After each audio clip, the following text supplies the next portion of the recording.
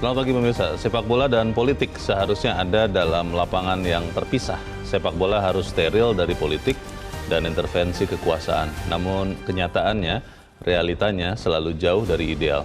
Politik kerap mengintervensi sepak bola dan menjadikannya ajang pertaruhan bagi berbagai kelompok kepentingan. Pemirsa, inilah editorial Media Indonesia di seri ini Senin 27 Maret 2023 dengan tema Piala Dunia U20 Tersandra Politik bersama saya Leonard Samosir. Editorial Media Indonesia ini juga dapat Anda dengarkan, Anda simak melalui MG Radio Network di frekuensi 94,7 FM di kawasan Jakarta dan sekitarnya. Para pendengar dan Anda semua bisa ikut menyatakan pendapat Anda dengan menelepon nomor telepon 021 583 99 100. Dan pemirsa, pagi ini telah hadir bersama saya anggota Dewan Redaksi Media Group, Gaudensius Suardi. Bang Gauden, selamat pagi. Selamat pagi, Leo. Sehat-sehat, Bang? Sehat, ya. Bangsa kita masih sehat? Mestinya sih sehat. Harusnya ya. Sehat. Mestinya ya. Karena kan suka sepak bola ya, suka bermain dan suka menonton. Tapi kelihatannya ini ada sesuatu yang mungkin menjadi pelik. Tapi sebelum kita bahas, Bang Gauden dan pemirsa, kita lihat dulu beberapa berita yang diperhatikan Media Indonesia. Yang pertama, ini headline Media Indonesia untuk hari ini senapas dengan editorial kita nanti ya, Bang Gauden. Jangan lagi sepak bola Indonesia dikucilkan. Ini dengan dasar kalau penyelenggaraan Piala Dunia U20 di Indonesia ternyata dibatalkan. Ini maksudnya kemungkinan besar dibatalkan atau bagaimana, Bang Gauden? Bisa saja dibatalkan, apalagi mestinya tanggal 31 Maret ini kan ada pengundian di Bali ya. Drawing itu ya? Drawing ya. Tetapi karena Gubernur Bali sudah menolak kehadiran Israel di Bali, oleh karena itu FIFA membatalkan drawing itu. Karena itu diharapkan jangan sampai persoalan itu menyebabkan sepak bola Indonesia lagi-lagi dikucilkan. Sudah terlalu sering dikucilkan ya. Iya. Ini maksudnya dikucilkan, kemudian kalau misalnya benar batal, itu memang salah Indonesia atau bagaimana, Bang? Kenapa jadi dikucilkan gitu loh maksudnya? Ya pasti salah Indonesia, karena Indonesia melamar diri menjadi tuan rumah ya. Itu kan pada 2019 ya, Indonesia melamar diri menjadi tuan rumah. Dan sejumlah kepala daerah termasuk Gubernur Bali itu kan memberikan garansi kepada FIFA ya. Kemudian Indonesia ditunjuk menjadi tuan rumah Piala Dunia U20 itu kan pada bulan Oktober ya, ke Oktober 2019. Pada saat itu Israel belum dipastikan lolos gitu. Jadi waktu tanda tangan memberikan persetujuan dan ditunjuk sebagai tuan rumah, Israel itu belum lolos menjadi peserta Piala Dunia U20. Setelah lolos, kemudian lolosnya Israel itu kan pada Juni 2022.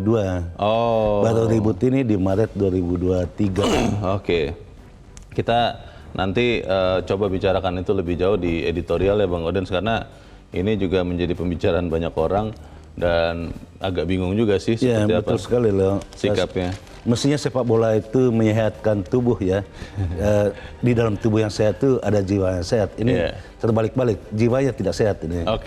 Men sana in corpore sano, jangan-jangan men insana begitu ya, tidak sehat ya. Tapi kita akan bahas nanti di bagian berikut. Kita ke berita selanjutnya dulu pemirsa di halaman 2. Ini terkait dengan kondisi keamanan di Papua. Gerombolan teroris Papua semakin brutal. Ini ada serangan lagi, Bang, 2 aparat gugur saat beribadah. Dan ini apa sih artinya, Bang? Apakah memang kelompok kriminal bersenjata di Papua ini sangat hebat? Pihak keamanan sangat lemah jadinya atau bagaimana, Bang Gauden? Ya, pertanyaan seperti itu sangat wajar loh ya.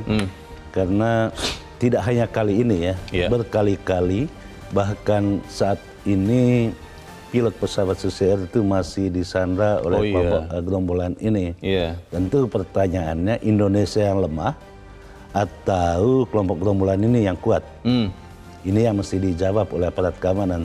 Tentu kita katakan Indonesia tidak boleh kalah oleh kelompok gerombolan bersenjata yang disebut kelompok teroris itu. Kalau teroris, mestinya sih Densus atau apapun namanya yang terkait dengan teroris itu berada di depan. Kalau memang membahayakan, mestinya TNI di depan, polisi di belakang. Sekarang ini kan polisi di depan ya, TNI di belakang. Tetapi kalau kita mengatakan bahwa ini OPM atau hendak merdeka, itu berarti mestinya kita anggap mereka itu sebagai gerombolan senjata yang mesti ditumpas oleh TNI, bukan oleh polisi. Oke, apapun itu Bang, mungkin yang paling penting adalah kekerasan yang dilakukan oleh apapun ya namanya di Papua, ya harus ditumpas ya seminimal mungkin, semaksimal mungkin ditumpasnya. Itu yang disesalkan, bagaimana kekerasan itu disuguhkan di ruang publik yang tidak bersalah justru menderita bahkan kehilangan nyawa ya.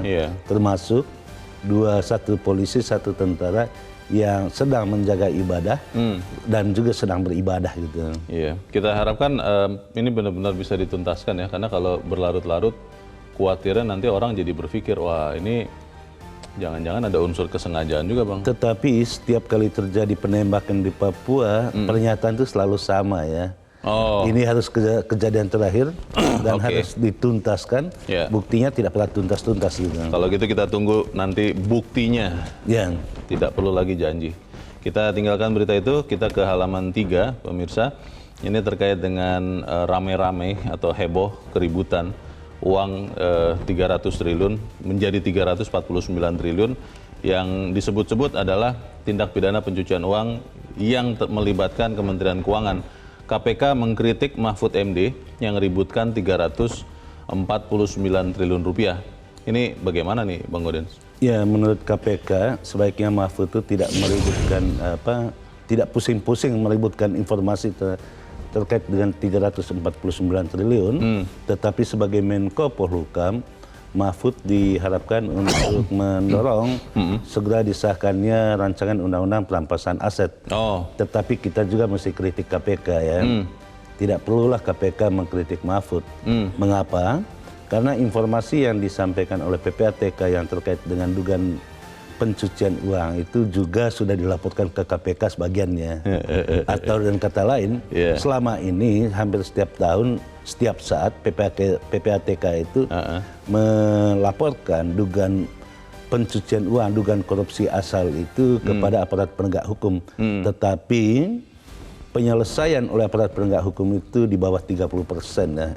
Dalam kaitan ini KPK juga patut dikritik gitu. Ya, kita juga mempertanyakan ya kalau memang benar PPATK memberikan laporan setiap tahun kepada penegak hukum, apa kabarnya begitu ya? Kalau memang laporan PPATK tidak diperlukan, ya PPATK-nya dievaluasi juga lah. Tidak perlu ada mungkin Bang? Ya bubarkan saja PPATK kalau aparat penegak hukum tidak mau menindaklanjuti. Tetapi persoalannya bukan pada PPATK. PPATK sudah menjalankan tugasnya, persoalan itu ada pada salah satunya pada KPK ini. Kita tunggu nanti, katanya ini hari Rabu ya. Rabu. Mahfud MD akan datang ke DPR untuk menjelaskan sejelas-jelasnya. Semoga itu bisa jelas dan juga anggota Dewan yang mewakili kita, terutama juga yang ramai-ramai kemarin mengatakan itu hadir juga ya Bang Gaudens ya. Ya, Mahfud udah mention ya, lewat Twitternya, menyebut beberapa nama, 3 nama ya, anggota Komisi 3 yang menurut dia itu mesti hadir ya. Kita tinggalkan itu, kita ke editorial. Pemirsa, editorial pagi ini diberi judul Piala Dunia U20 di bawah 20 tahun tersandera politik. Pertanyaan dasarnya begini Bang, apakah memang olahraga itu memang harus terpisah dengan politik atau dengan negara, atau memang harus terkait? Ya, untuk menjawab pertanyaan ini tentu kita menelaah ya, menelaah undang-undang keolahragaan. Undang-undang keolahragaan itu tegas sekali di pasal 3 ya. Disebutkan di sana itu tentang olahraga di Indonesia itu berdasarkan Pancasila dan Undang-Undang Dasar 45. Kalau kita berbicara tentang Undang-Undang Dasar 45, pembukaan Undang-Undang Dasar 45 itu salah satu amanatnya itu menghapus segala bentuk penjajahan di atas muka bumi. Dari sejak awal Indonesia itu berada di pihak Palestina untuk kemerdekaan Palestina, atau kita mengutuk keras Israel yang disebut Zionis itu. Nah, itulah alasan mengapa sampai sekarang masih banyak orang yang belum bisa menerima kehadiran Israel di dalam pertandingan sepak bola U20 ya, Piala Dunia U20 itu. Akan tetapi pada sisi lain, sepak bola itu adalah impian kaum muda. Bagaimana harapan anak-anak muda Indonesia yang ingin melihat dan ingin bertanding di dalam Piala Dunia U20 maupun ingin menyaksikan kiprah anak-anak muda itu diberangus harapan mereka hanya karena persoalan politik. Karena itu tidak ada jalan lain, harus duduk bersama antara mereka yang pro dan kontra. Apalagi tadi saya katakan Indonesia sendiri yang melamarkan diri menjadi tuan rumah Piala Dunia dan ada 6 kepala daerah yang sudah memberikan garansi kepada FIFA untuk menjamin keamanan dalam penyelenggaraan Piala Dunia, termasuk Bali dan Gubernur Jawa Tengah. Tetapi kan sekarang itu 2 gubernur ini yang berada di depan untuk menolak keberadaan kehadiran Israel. Tentu kita katakan mestinya pemerintah pusat, karena yang menyurat ini kan presiden mestinya presiden dengan para gubernur ini berbicara dari hati ke hati tentang ini gitu. Oke, kita akan bahas itu Bang Gaudin dan pemirsa. Nilai editorial Media Indonesia untuk hari ini Senin 27 Maret 2023, Piala Dunia U20 tersandera politik.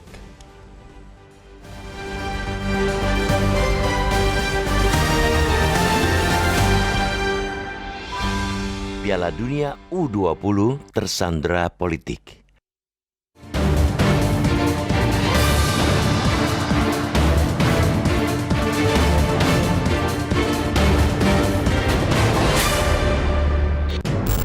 Sepak bola dan politik semestinya berada dalam lapangan yang terpisah. Janganlah dipersatukan. Sepak bola harus steril dari politik dan intervensi kekuasaan. Begitupun politik. Jangan mendompleng panggung besar nan mentereng dunia sepak bola. Namun, realitasnya selalu jauh dari ideal. Politik kerap mengintervensi sepak bola dan menjadikannya ajang pertaruhan bagi berbagai kelompok kepentingan. Akibatnya, urusan sepak bola selalu runyam ketika berkelindan dengan politik. Seperti nasib gelaran Piala Dunia U20 yang bakal dihelat di Indonesia tahun ini, kini terancam gagal karena intervensi politik.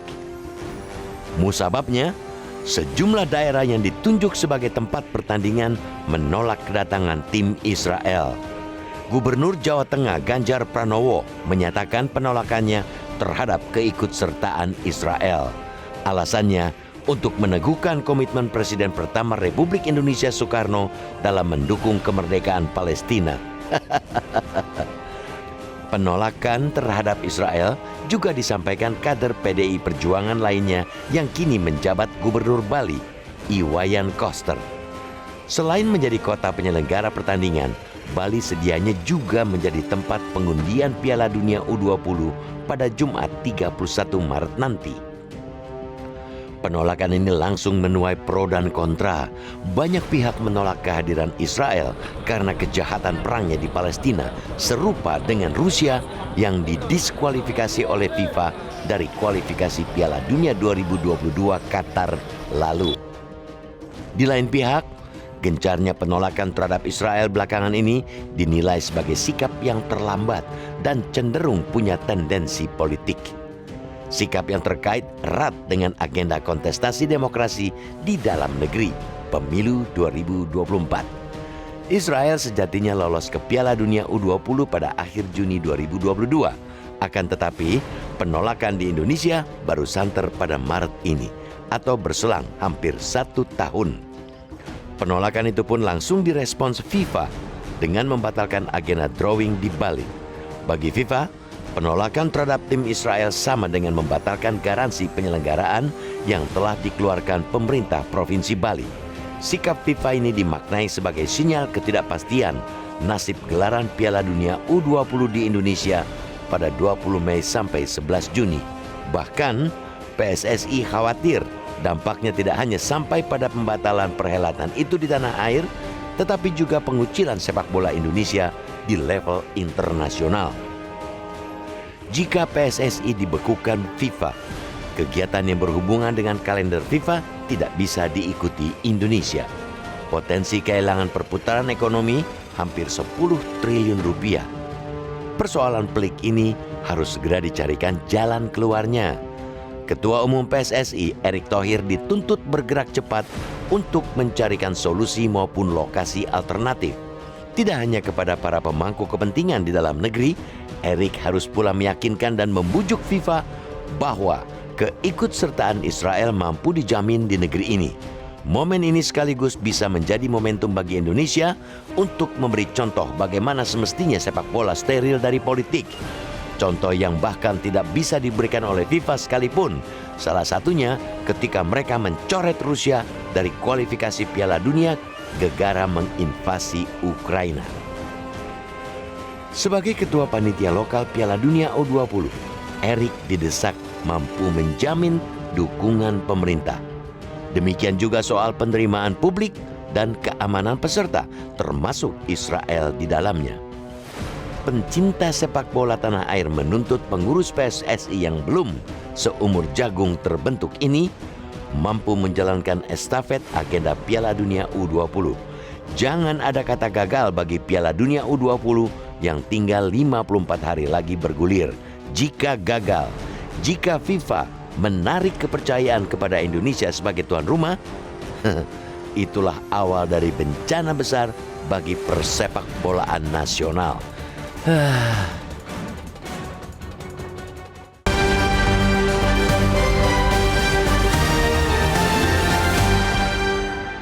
Di bagian berikut Anda bisa ikut menyatakan pendapat Anda dengan terkait editorial pagi ini. Pemirsa, untuk saat ini tetaplah bersama kami.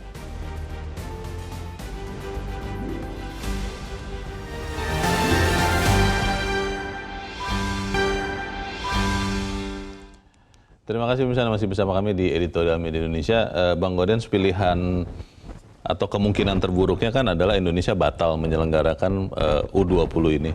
Tetapi kan sebelum itu mungkin ada opsi-opsi lain, Bang. Apakah misalnya daerah-daerah yang menolak ini bisa dipindahkan misalnya lokasi-lokasi yang terkait dengan U20 ini ke daerah-daerah lain yang tidak menolak?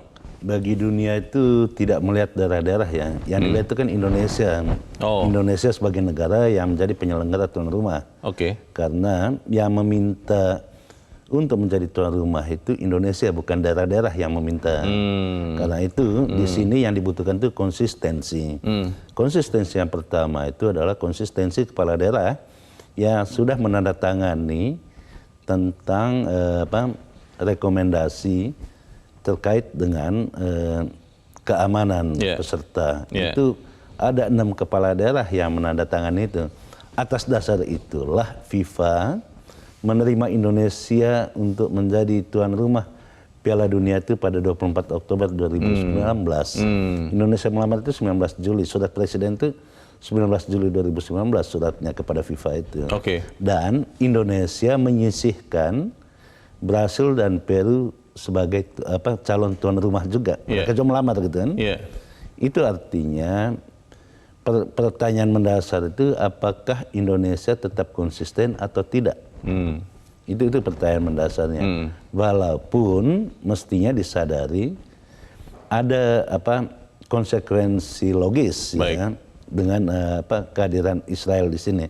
Israel itu kan baru ketahuan lolos itu pada 25 Juli 2022 ya. Setelahnya ya berarti. Setelah Indonesia ditunjuk menjadi tuan rumah gitu. Ributnya di Maret 2023. Iya, ini mungkin agak perlahan mencernanya supaya baru kemudian ribut. Tapi sebelum kita lanjutkan, Bang Gaudens, kita akan coba bertanya dulu. Kita saat ini sudah tersambung lewat saluran telepon dengan pengamat sepak bola Anton Sanjoyo. Bung Joy, selamat pagi. Selamat pagi, Theo. Ya, Bung Joy, pertanyaannya kalau Israel diterima untuk ikut berlaga di kejuaraan U20 Piala Dunia di Indonesia, itu sebetulnya kalau menurut pandangan Indonesia bisa dilakukan atau memang tidak bisa karena Indonesia kan tidak punya hubungan diplomatik dengan Israel, Indonesia mendukung Palestina sampai sejauh ini. Menurut Anda seperti apa, Bung Joy? Ya, kalau kita bicara mengenai Israel sebagai sebuah negara dan dalam konteks olahraga, beberapa atlet Israel kan kemarin juga datang ke Indonesia dan nggak ada masalah kan. Di bulu tangkis, atlet Israel datang. Belum lama ini atlet balap sepeda juga tampil di Velodrome Rawamangun. Jadi menurut saya dalam konteks olahraga nggak ada masalah gitu loh. Dan ketika Indonesia diterima sebagai tuan rumah oleh FIFA untuk Piala Dunia U20 menggantikan Cina, kan sebetulnya konsekuensinya karena title-nya adalah Piala Dunia, ya semua negara mau itu punya hubungan diplomatik mau tidak, ya Indonesia harusnya sudah tahu bahwa ada kemungkinan konsekuensinya kita harus menerima negara yang tidak punya hubungan diplomatik. Tapi mengacu kepada bulu tangkis, kepada balap sepeda, dan ada beberapa cabang lain juga yang atlet Israel datang ke sini, bahkan turis-turis Israel juga banyak kan bertebaran di Bali gitu kan. Sebetulnya kan nggak ada masalah juga, cuma persoalannya kan ini masalahnya sepak bola kan. Dan ini juga menurut saya, kalau saya lihat lebih jauh, ini kan juga sebetulnya blundernya pemerintah terlalu membuat Piala Dunia U20 ini seolah-olah pertaruhan gengsi negara lah, padahal enggak ya. Piala Dunia U20 itu biasa-biasa aja, dalam arti ini kan kelompok umur ya. Jadi kalau negara lain itu agak enggan karena memang secara bisnis tidak menguntungkan gitu loh. Jadi sebenarnya Bung Joy, kalau menurut Anda ini tetap saja diselenggarakan dengan kedatangan juga tim nasional Israel boleh bertanding, atau sebaiknya tolak kalau menurut Anda? Begini, ada dua konsekuensi sebetulnya. Kalau Indonesia yang menolak, itu ada konsekuensi dari FIFA, karena kemudian kita akan dipermalukan secara global ya. Dan Indonesia akan dipandang sebagai negara yang tidak layak, tidak berdaulat, dalam arti tidak mampu untuk menerima tamu terhormat seperti tamunya FIFA. Yang kedua, kalau ini di cancel oleh FIFA dan yang di cancel adalah kesertaannya Israel, Indonesia aman. Tetapi FIFA tidak mungkin melakukan itu. Ya, karena bagaimanapun kita tahu FIFA itu kan aliansinya ke barat gitu loh. Ketika Rusia dihukum oleh FIFA, IOC juga menghukum Rusia, itu kan memang aliansinya ke barat gitu loh. Jadi tidak mungkin FIFA akan memban Israel gitu kira-kira. Kalau pindah kotanya tidak di Bali begitu, tidak di daerah di Jawa Tengah, bisa apa tidak itu Bung Joy? Ya itu tergantung sekarang kan pemerintahan Jokowi ini diganggu oleh kepala-kepala daerah yang seolah-olah mereka heroik banget gitu ya, menolak Israel. Nah ini yang harus ada komitmen karena sebetulnya Bali juga sebelumnya kan tanda tangan karena mereka salah satu host gitu loh. Jawa Tengah juga tanda tangan komitmen. Tapi ketika ada nama Israel, muncullah aroma politik 2024. Ya, semua orang ingin mencari panggung seolah-olah heroik menolak Israel gitu. Dan ini PR berat bagi Jokowi dan Erick Thohir ya. Baik, kita tunggu berarti nanti seperti apa sikap pemerintah pusat terkait dengan penyelenggaraan Piala Dunia U20 di Indonesia. Untuk saat ini terima kasih pengamat sepak bola Anton Sanjoyo sudah mencerahkan kami. Selamat pagi Bung Joy. Menarik pilihan-pilihannya Bang Udens, tapi kita harus jeda dahulu karena kita harus ikuti Headline News pukul 7. Pemirsa tetap bersama kami, Editorial Media Indonesia kembali seusai Headline News pukul 7 waktu Indonesia Barat.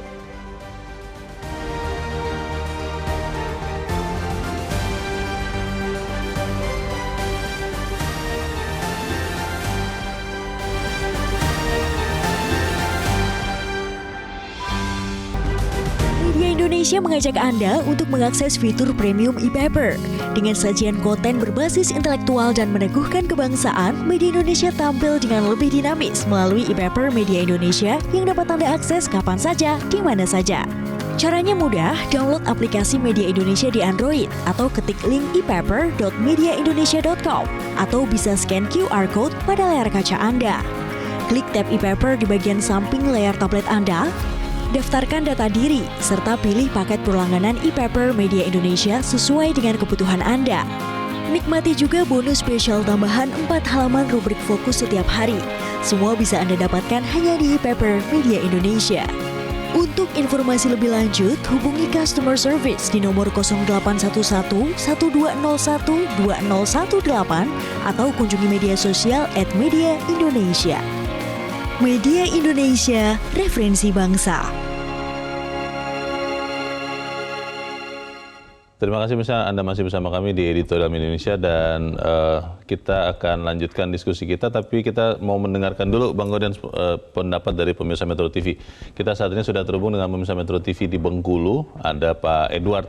Pak Edward, selamat pagi. Selamat pagi Bung Leonard, selamat pagi Bung Gorden. Selamat pagi Pak, silakan Pak Edward pendapat Anda. Ya, kita prihatin dengan kondisi dilema yang dihadapi oleh PSSI tentang penyelenggaraan persepak bola U20 ini. Banyak yang tokoh sepak bola yang berpendapat bahwa event U20 ini tidak ada apa-apanya, negara lain banyak menolak. Tapi Indonesia kan ingin membangun sepak bola dengan baik. Supaya mulai dari U20 mereka itu berprestasi, nantinya akan ke kelas yang lebih tinggi. Nah, kita mengharapkan ini merupakan pembinaan yang baik. Tetapi ya banyak sekali yang menolak dengan kondisi kehadiran Israel. Nah, memang ini suatu tantangan bagi PSSI sendiri untuk bertindak arif. Karena di satu sisi, politik Indonesia jelas, bangsa Indonesia itu mayoritas agak antipati dengan Israel, dengan tindakan-tindakan kejinya terhadap Palestina. Ada rasa simpati dengan bangsa Palestina. Tetapi di sisi lain, namanya sport harus sportif. Seperti itu dalam arti kata ya, kita seperti yang disampaikan, melepaskan suasana politis itu ke dalam, jangan memasukkannya ke dalam suasana olahraga. Olahraga ya olahraga sport itu. Nah, tetapi yang saya herankan, ada beberapa tokoh yang tadi yang dikatakan oleh Bung Gorden bahwa ingin jadi heroik, bahwa mereka menentang dengan segalanya, salah satunya Bapak Haikal Hasan. Haikal Hasan ini lupa bahwa dia itu berguru dengan orang Yahudi yang bernama Sharon. Dan fotonya diviralkannya bahwa dia bangga dengan foto bersama Yahudi Israel itu. Ini orang-orang munafik benar ini Haikal Hasan ini. Saya ingatkan dia. Dia ini yang memprovokasi yang sangat besar, Haikal Hasan ini. Fotonya dengan Profesor Sharon itu diviralkannya kemana-mana. Nah, kita bangsa Indonesia hendaknya bertindak arif lah. Untuk sport ya kita sport aja lah. Ini kan demi anak bangsa pada masa ke depan. Kita berharap persepak bola Indonesia itu mendunia dengan adanya bibit-bibit tangguh. Kalau kita sampai di-ban oleh FIFA, kasihan anak-anak ini yang punya bakat, yang punya talenta, yang harus terpendam karena gara-gara kepentingan politik 2024. Terima kasih. Baik. Terima kasih Pak Edward di Bengkulu untuk pendapat Anda Pak. Selamat pagi. Di belakang Pak Edward ada Pak Peter dari Palu, Sulawesi Tengah. Pak Peter, selamat pagi. Selamat pagi, Bung Leo. Jadi pertama ada beberapa poin yang saya catat ini yang penting. Pertama, politik is politik, sport is sport. Kedua, tidak mungkin Israel dikalahkan atau disisihkan atau dianggap tersisih, padahal tidak boleh bertanding dalam U20 ini karena ditolak datang ke Indonesia. Ketiga, konsekuensi atas kesediaan Indonesia menjadi tuan rumah U20 itu harus menerima. Keempat, bagaimana mau jadi tuan rumah untuk event-event olahraga yang lebih besar seperti Piala Dunia, bahkan Olimpiade, kalau ini yang dibawa-bawa politik. Kelima, statement politik dari para gubernur yang menjadi kader politik dalam rangka U20 dalam rangka pemilihan umum 2024 ini saya kira menjadi alasan sehingga terburu-buru. Jadi ini para kandidat capres 2024 tolong hati-hati, jangan terburu-buru, nanti digoreng dan akibatnya nanti tergerus suaranya. Demikian. Terima kasih. Selamat pagi. Selamat pagi, terima kasih Pak Peter di Palu, Sulawesi Tengah untuk pendapat Anda. Di belakang Pak Peter ada Pak John Veto di Batam, Kepulauan Riau. Pak John, selamat pagi. Selamat pagi Bung Leo, selamat pagi Bung Gauden. Salam pagi Pak John. Silakan Pak. Ya, ini sangat mengejutkan juga yang dibedah oleh editorial pagi hari ini. Piala Dunia U20 itu terserah politik. Jadi begini, kalau saya juga, artinya Indonesia ini tak siap sebenarnya. Dengan konsumsi yang ada. Karena Indonesia kan tidak tahu bahwa Israel itu kan ikut di event-event internasional, apalagi masuk negara maju. Ya, seharusnya kita dibedakan. Tapi berbeda nih Bung Leo. Kalau ini U20 diadakan tahun 2025, artinya semua kepala daerahnya menerima. Yakin saya. Jadi maksud Pak John ini karena menjelang 2024 begitu Pak, maksud Bapak begitu ya? Jadi ini digoreng lah, ya digoreng contoh digoreng. Ya. kita memang kita betul dengan Israel ini, ya. Itu tidak kita pungkiri. Indonesia konsen dengan masalah. Tapi ini kan hal yang berbeda, ya. Saya sangat setuju dengan almarhum Gus Dur. Gus Dur itu kalau kita dekati musuh, kita ingatkan dia, ya. Almarhum Gus Dur itu kan dekat semua dia. Bisa dia apa kan? Kalau kita sekarang tertutup sama orang itu bagaimana? Ini kan politik sebenarnya yang bisa dipakai sebenarnya, ya. Bisa diulus-elus itu orang Israel itu. Udah, ya. Indonesia ini kan piawai masalah apa di luar negeri dia. Udah, kamu damai. Kurangnya apa dengan Palestina kan bisa begitu kita. Kita nampakkan cara Indonesia kita. Tapi sekarang ini itu aja sebenarnya, ya. Apalagi ini tugas berat nih Pak Erick Thohir ini, ya. PSSI baru nih. Kalau kita sempat dicoret oleh FIFA, ya, kiamatlah sepak bola kita. Baik. Semoga itu tidak terjadi. Terima kasih Pak John Veto di Batam, Kepulauan Riau, Pak, untuk pendapat Anda. Selamat pagi. Lucu, menarik. Ini Bang Gaudes yang dikatakan Pak John. Kalau U20-nya di Indonesia tahun 2025 nggak ada masalah ini. Ini karena terkait dengan 2024. Memang begitu atau bagaimana nih Bang Gaudes? Ya, kita melihat secara menyeluruh ya. Pertama-tama tentu kita memberi apresiasi dulu ya kepada Gubernur Bali maupun Gubernur Jawa Tengah yang di dalam statement mereka itu kok mengatakan bahwa pihaknya konsisten dengan sikap Bung Karno yang menarik diri dari Olimpiade karena ada Israel ketika itu ya. Oh, itu alasannya dulu ya? Ya. Oke. Dan itu yang dijadikan dasar sampai sekarang oleh Gubernur Bali maupun Gubernur Jawa Tengah. Akan tetapi pada sisi lain, ketika mencalonkan diri menjadi tuan rumah itu di bulan Juli ya. Indonesia melamar diri itu kan bulan Juli 2019. Dua gubernur ini juga menandatangani garansi untuk tuan rumah gitu kan. Itulah alasannya kenapa FIFA menerima Indonesia sebagai tuan rumah. Karena ada garansi dari kepala daerah. Termasuk kepala daerah Gubernur Jawa Tengah maupun Gubernur Bali. Nah, kita apresiasi pada konsistensi sikap. Tetapi mestinya konsisten juga dong. Kalau sudah memberikan garansi, mestinya konsisten menggaransi terus. Jangan dicabut. Belum dicabut sih. Tiba-tiba menyatakan menolak gitu kan. Menyurati, misalnya Gubernur Bali menyurati Menteri Pemuda dan Olahraga tentang pernyataan sikap menolak kehadiran Israel di Bali itu. Loh, kenapa baru sekarang gitu? Kenapa dulu memberikan rekomendasi? Walaupun itu kan peristiwa 2019 ya, memberikan garansi. Israel baru masuk ke lolos Piala Dunia itu kan baru 2020. Jadi waktu memberikan garansi tidak berpikir bahwa Israel mungkin akan datang nih ke Indonesia, begitu ya? Itulah persoalan, ya. Pikir panjang dulu gitu loh. Bang, tapi pertanyaannya Bang, kalau tiga pemirsa tadi kita jadikan contoh misalnya sampel ya, tiga-tiganya mengatakan bahwa tetap mendukung Indonesia yang memperjuangkan kemerdekaan Palestina, tetapi secara tidak langsung semua mengatakan ya olahraga adalah olahraga, politik adalah politik, ini harus dibedakan. Berarti mereka mendukung U20 tetap ada di Indonesia dengan salah satu timnas yang datang adalah Israel. Ini kan harusnya ini saja yang dipegang oleh Erick Thohir sebagai Ketua Umum PSSI atau Joko Widodo sebagai Presiden, Bang? Ya, pertama saya mengutip pernyataan Ketua Umum PBNU ya.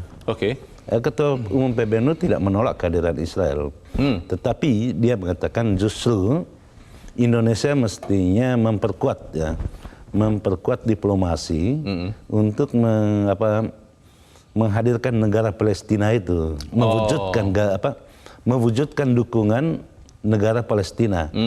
Kemudian pemimpin Palestina atau Duta Besar Palestina untuk Indonesia juga tidak mempersoalkan kehadiran Israel di Indonesia dalam kerangka olahraga. Tetapi pada sisi lain kita juga mesti berpikir lebih luas bahwasanya olahraga itu kan sportivitas ya, sportif. Dan di dalam olahraga itu ditemukan kedamaian itu. Jangan-jangan gitu ya, kalau kesebelasan Israel itu bertanding di Indonesia, ini kesempatan yang baik untuk memberikan advokasi, diplomasi kepada pemain Israel untuk mengakui Palestina gitu. Itu kan bisa diambil cara lain gitu kan. Nah, karena kita yakin sekali di dalam sepak bola, terutama di dalam olahraga itu, olahraga selalu menemukan kedamaian itu sendiri. Sportivitas dan kedamaian. Sayang gitu loh. Iya. Gitu. Tadi Bung Anton Sanjoyo sebelum jeda mengatakan di bagian terakhir yang saya catat, ini kan repot ini, Erick Thohir, Joko Widodo direpotkan dengan tindakan-tindakan kepala daerah yang seakan-akan heroik untuk membela perjuangan Palestina dengan menolak timnas Israel. Ini bagaimana ini, Bang? Ya, justru saya masih menunggu apa sikap Erick Thohir. Karena kita tahu juga Erick Thohir itu kan selalu tercatat di dalam berbagai survei itu menjadi calon wakil presiden favorit lah gitu ya. Nah, apakah Erick Thohir bisa berseberangan sikap dengan dua kepala daerah yang berasal dari partai besar gitu kan? Ini kan menjadi teka-teki nih, tanda tanya. Mudah-mudahan bisa dipisahkan antara politik dan olahraga. Mestinya sih bisa dipisahkan. Iya, ini memang aneh sih. Kalau tadi mendengar penjelasan Bung Anton Sanjoyo juga, Bang Gaudens, kan ada beberapa atlet, mungkin bukan dari sepak bola memang, tapi dari beberapa cabang olahraga lain, dari Israel yang sudah bertanding di Indonesia, dan aman-aman saja, biasa-biasa saja, tidak menerima penolakan. Tapi ini karena sepak bola katanya, dan kalau tadi saya jahit dengan pernyataan Pak John Veto, kalau tahun 2025 diadakan setelah pemilu maksudnya, ini akan aman-aman saja. Berarti jangan-jangan memang ini benar-benar motif politik mengalahkan segalanya, Bang? Ya, beberapa waktu lalu itu kan ada pertemuan parlemen dunia ya di Bali. Israel hadir juga kok di sana. Tahun lalu ya? Iya. 2022. Parlemen Israel juga hadir gitu. Tidak ada yang menolak kok. Iya. Karena itu peristiwa internasional kan. Dan khusus untuk U20 ini kan Indonesia hanya tuan rumah kok, bukan penyelenggara. Penyelenggaranya itu tetap FIFA kok penyelenggaranya. Jadi itu yang harus dipahami sebetulnya. Ya, ini kan FIFA punya otoritas, hanya penyelenggaranya di Indonesia. Dan Indonesia itu tidak hanya terkait dengan olahraga yang kehadiran orang Israel. Di dalam konferensi internasional juga, politisi-politisi Israel itu diterima kok di Indonesia. Pertanyaannya begini, Bang, setelah drawing dibatalkan oleh FIFA, apakah itu benar artinya U20 di Indonesia pun akan dibatalkan? Saya membaca beberapa konsekuensi kalau benar itu dibatalkan FIFA, itu akhirnya seperti headline media Indonesia, jangan-jangan sepak bola Indonesia terkucilkan. Kita akan bahas di bagian berikut dan bisa tetap bersama kami, Editorial Media Indonesia segera kembali.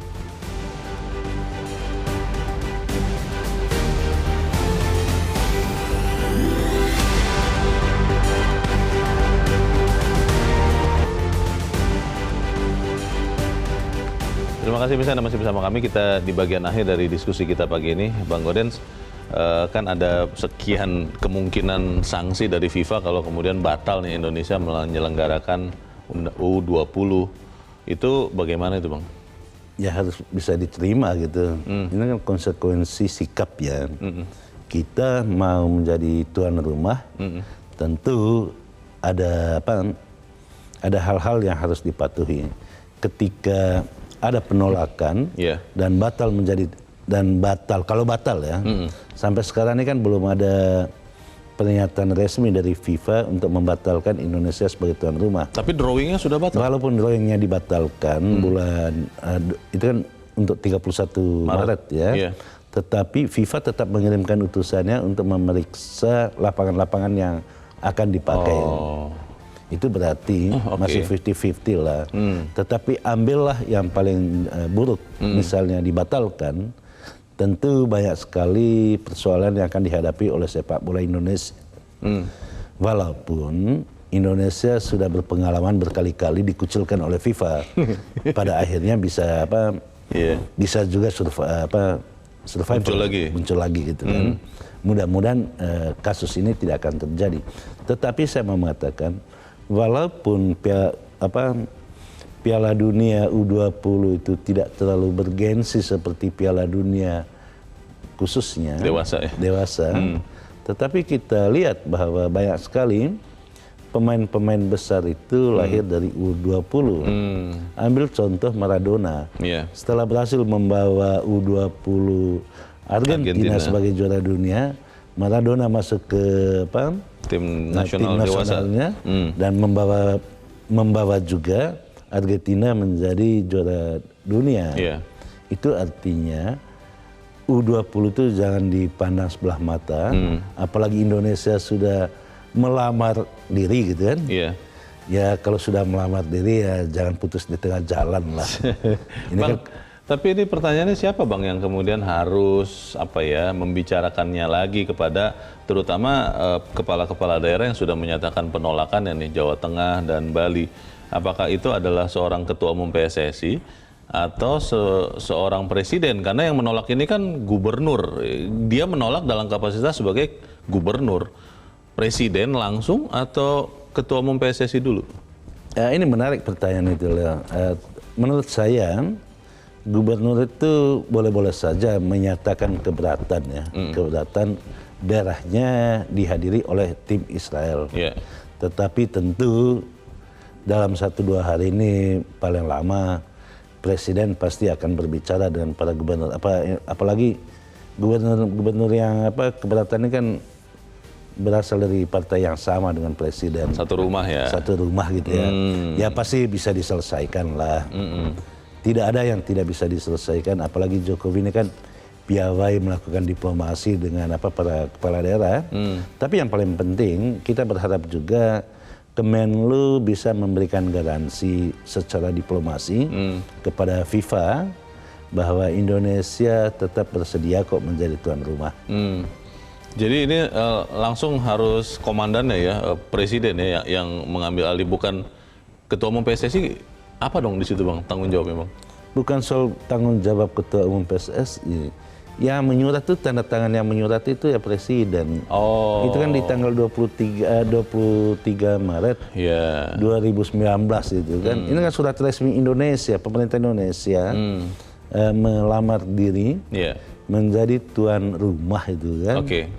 Ya mestinya presiden juga bertanggung jawab gitu ya, untuk bisa penyelenggaraan Piala Dunia U20 itu tetap di Indonesia.